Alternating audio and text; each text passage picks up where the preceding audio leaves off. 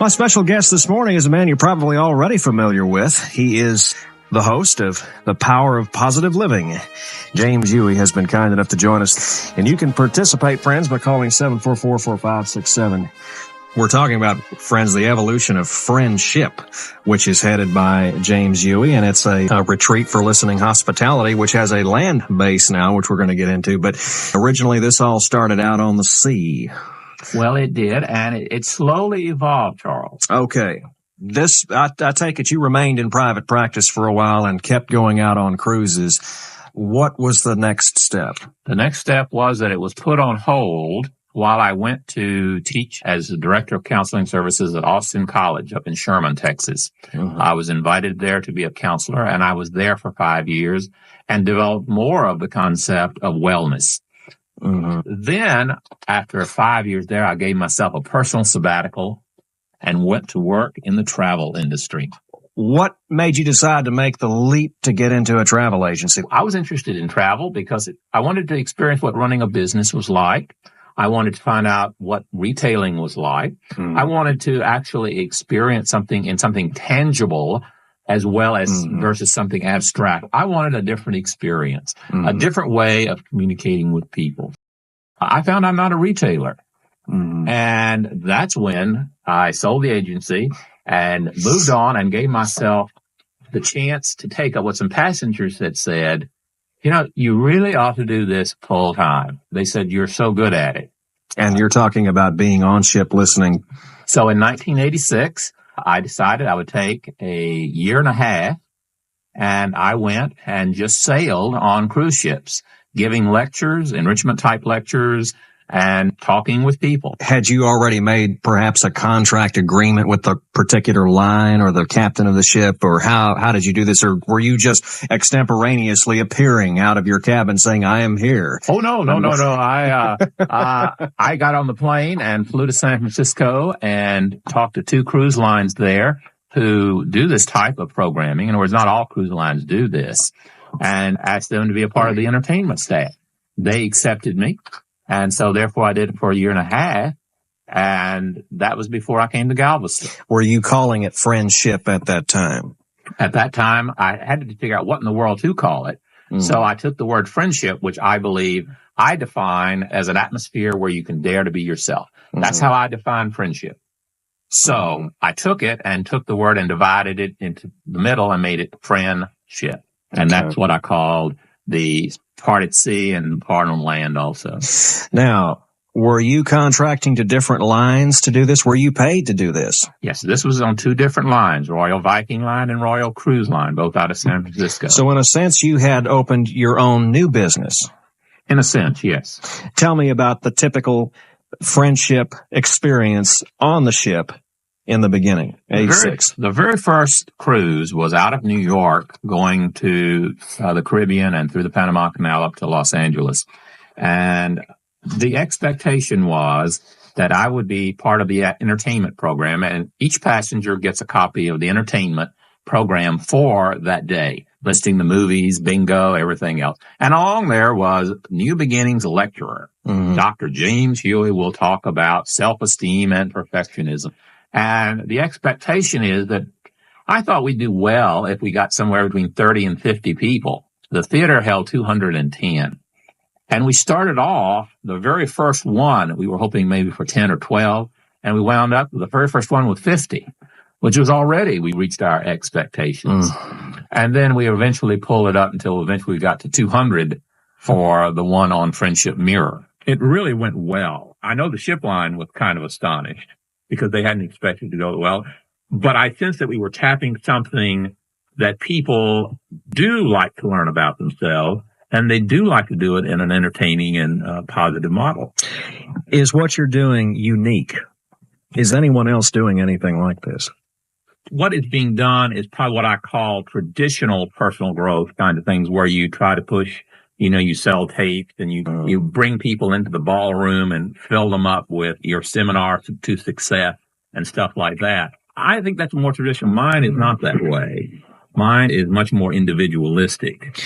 Others would possibly describe themselves that way too, though, although perhaps they're not on a ship. How does what you do, James, compare to the positive thinking gurus that we see on the tube today, huckstering everything from health and diet to real estate profits? You turn on any of the given cable channels, especially, and here's this 30-minute prepaid advertisement, which is brought out in the form of a talk show where the person being interviewed has this tremendous answer to every possible problem you've ever had and will even make you a millionaire while you're at it.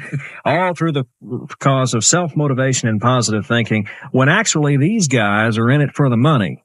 How do you differentiate yourself from them? And do you encounter that kind of cynical assumption from people like me who may ask that question?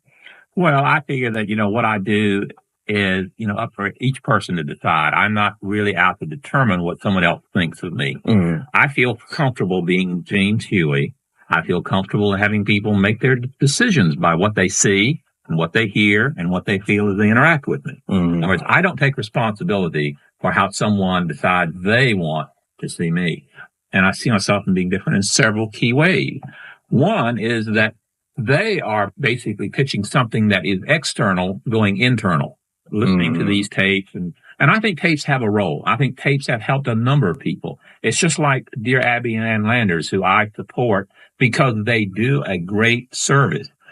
There's a difference in my form because I don't believe that everyone fits into the same 40 regular suit. In other words, it's an individual matter. And that's what makes the difference. It's an individual process. It's something that comes from within. Mm-hmm. Each person, I believe, finds that internally. And all I do, and I say that all because it is simple, is to create an atmosphere where the person themselves does the work. Not because of some magical insight that I give them, not because of some book that they read. All I do is create the safety for them to explore themselves. And that's the difference. The difference being somehow by listening, you're allowing the person to solve their own problem. Well, and it's also not necessarily problem-oriented either. See, one of the things that I think is different from traditional psychology is that we as human beings don't have to have a problem in order to study ourselves and to learn about ourselves and to grow about ourselves. That's what I think friendship has taken a curve away from saying you can still learn about yourself without having to have a problem. Mm-hmm. Well, let me ask you this, James. This gets us to the type of person that you're dealing with on the ships to begin with. Most of the time, you're talking about well-established professionals, upper-income people that are able to get away on the cruises and such. Is what you're talking about for everybody? If you had a group of inner-city former, say, crack dealers from New York City, could you get into a group like that, and how would you deal with them and espouse your philosophy of self-help? My belief is that the philosophy would work. It's just I don't know how to do it. Mm-hmm. I mean, I'm not presumptuous in saying I know how to reach all people. Mm-hmm. My own education is growing. And if I assume that just because the model has worked effectively for X number of people, mm-hmm. it will automatically work for Y. I believe it will, but it has to be personalized. Mm-hmm. And I've not personally had dealings with inner city crack dealers. Mm-hmm. So I don't know. Using the most extreme possible reference point there. I mean, it only works with people that I've had experience with. In a sense, you've revealed a lot about your personal approach to what you're doing in the answer there that you described, in that you don't come off as somebody that has an instant solution and knows everything. And one of the things that, in still trying to get to know and understand who you are since you're around KGBC quite a bit these days, is you don't seem to be the typical professional that's in it entirely for the money. A lot of these people may have strong, socially motivated personal concerns to want to get into doing what they're doing in the beginning. Obviously, you had that too. But there's a lot of financial incentive there too. I don't get that impression with you. Have you bankrolled a big amount away for James Hughey and you can live off the fat for a while from your professional endeavors as a clinical psychologist over in North Carolina? I have to make a decision like, who am I and why am I here and why do I get up in the morning? Mm-hmm. And what is the purpose of friendship and James Hughey's life? Okay. And one of those is some people have to make that their personal choice too. I don't judge people who decide to make money or material things a part of it. I have questions if it's the total reason they get up in the morning. Mm-hmm. But if it's a significant part, I have no qualms with it. I just know that for me, I have already been through the path of having made lots of money and having spent lots of money, mm-hmm. and finding that what makes me, the values in my life are not necessarily money connected. I like to be able to pay the rent and eat food, but that's not the goal of why I get up. Okay. In 1986, your friendship program is operating on several cruise lines now. Okay. Are you going from one cruise line to the other through the year, or what do you do in the off season? Were you practicing somewhere as a psychologist? I started to develop what I call personal retreats. Mm-hmm. People who I would meet on the ship, or just people that I knew in various parts of this country, who would say, I'd like to get together with you and spend some time talking about. Mm-hmm. And that's where the whole concept of personal retreats came from. I was finding myself traveling here and traveling there, or having people come to see me.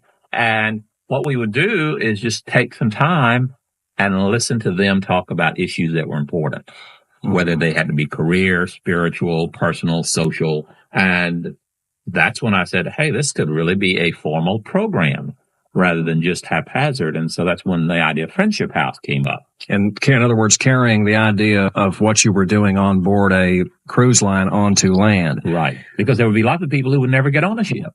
And now you've opened one of these places in Galveston here. Tell us about your sojourn to Galveston. How did you get over here, and what was the situation that brought about Friendship House? Well, basically, Galveston is a nice central place. It's a wonderful place for people to come who want the retreat atmosphere. The beach is just great. You can do lots of talking out on the beach. There are lots of activities for people to come, and if their families want to do something else, there are activities for them. It's a centralized location here in the center part of the nation. It's easy to get in and out of.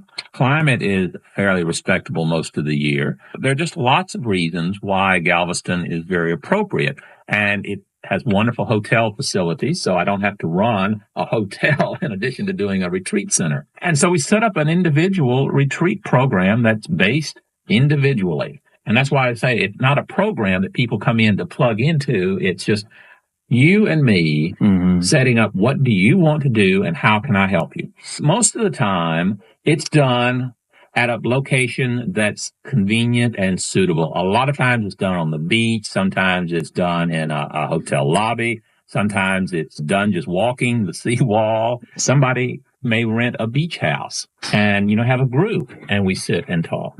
So, friends, we're talking about now, in talking to James Hughey, Friendship House, a personal retreat center program where you can be heard and find support in your personal journey. This is all part of the literature that you were kind enough to present to me here, James. What do you charge for this? I charge $150 for a 3-hour block. Okay. Give me a standard model as to how you approach the typical person in this 3-hour time span. What is done with the average person? Well, the first thing is that we have to generally spend some time trying to find out what they want. I don't presume to assume that I know. And I don't have a pre-fit program for them to slide into. Basically, it's what are you looking for? How can I help you? And it takes a while because most people come with the expectation that I'm going to do something to them or with them, or I'm going to lead them down some path. It takes a while, a significant portion of those 3 hours or even another 3 hours before they realize they're the leader and I'm following their path. Mm-hmm. I'm not leading them down a preset path.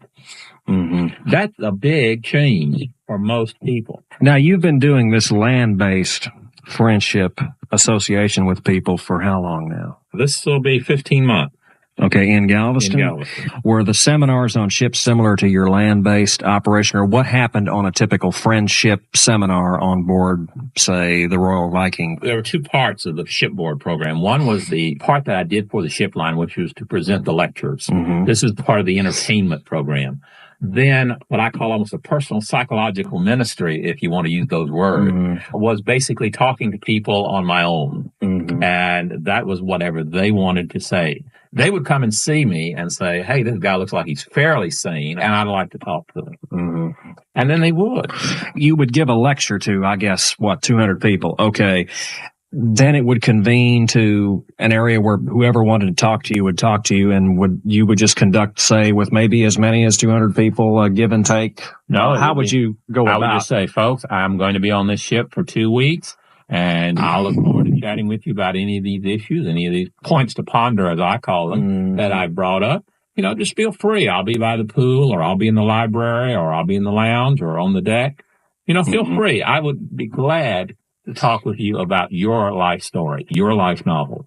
Okay, you mentioned the term life novel, and you've used that both in your literature and elsewhere to describe how a person develops their own script. Do you have an idea of your own life history or novel, how it will be remembered, and are you ambitious for being acknowledged as a mover and shaker in the self-help movement? I see myself as a small cog in a big wheel, which is the realization that we as human beings have the ability to decide and shape our own lives. I do not see myself as, for example, writing a book. I don't see myself as going those programs on cable television that you were describing. I basically see myself as continuing my personal growth as a human being and being of assistance to people that I am in contact with, whether it's students in a classroom, or whether I happen to be on a cruise ship, or whether I'm counseling, or whether I'm here on the radio. The underlying thread is that I hope that James Hughey is remembered as someone who made a difference in some people's lives.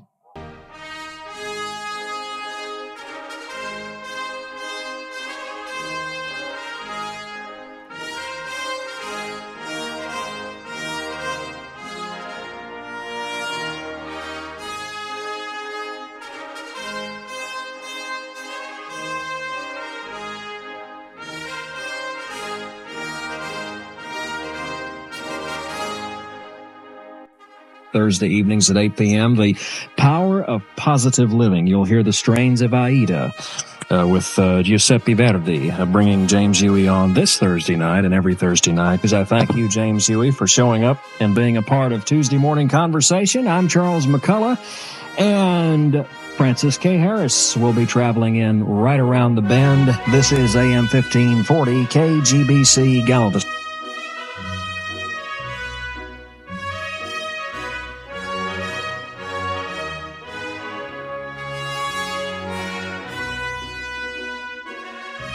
Hello, this is James Hughey, your host of Power for Positive Living.